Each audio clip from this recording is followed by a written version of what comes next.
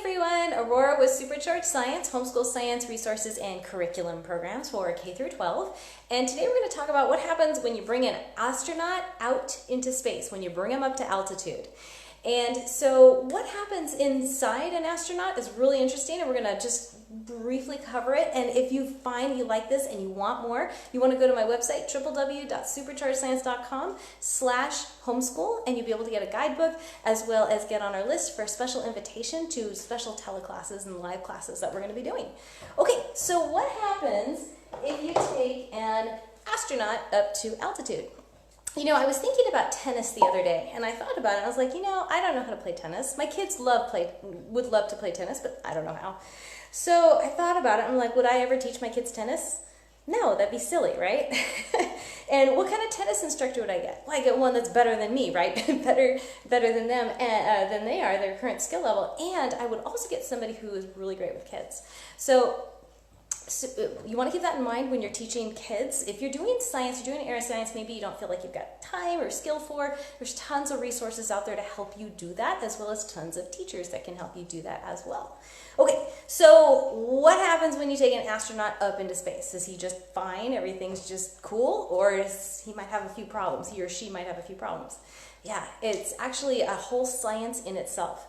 Basically, inside of us, we have pressure inside, right? And we're happily living in this one atmosphere, this 14.7 psi, this one atmosphere, this ocean of air that we live in. When that changes, even if you were to hike, say you're living on the surface of the earth and you were to hike to the top of Mount Everest, that would actually be a drop in the atmosphere. It actually goes down to 1/5 of the atmosphere. So you would actually feel that effect. And so if you wanted to do that experiment, you get a syringe with no needle on it. And your kids are going to love this part. You get marshmallows. And this is the astronaut. And we're going to simulate a change in pressure.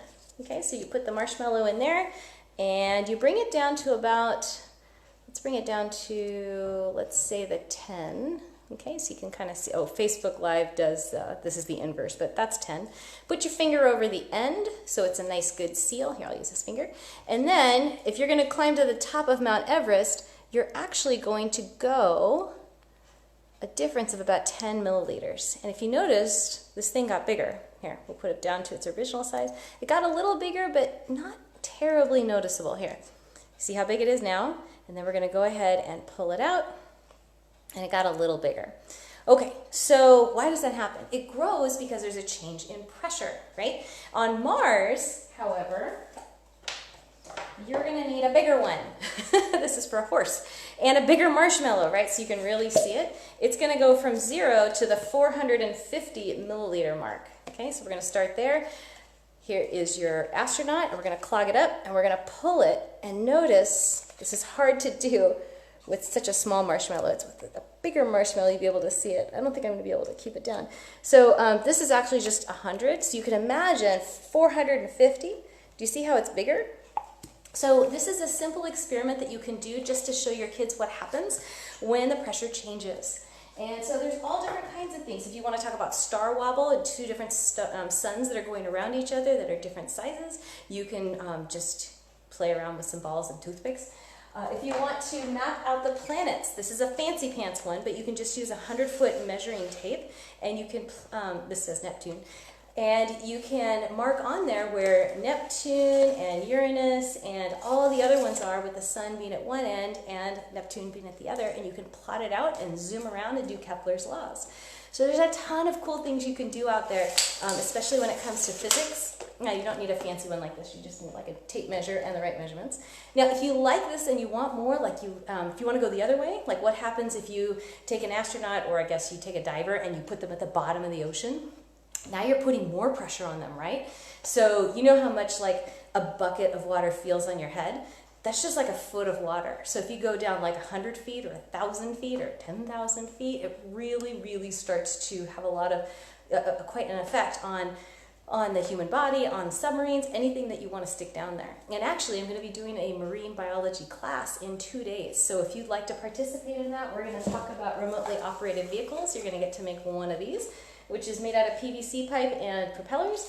You want to go to www.superchargedscience.com/ocean. And I will be basically your tennis instructor.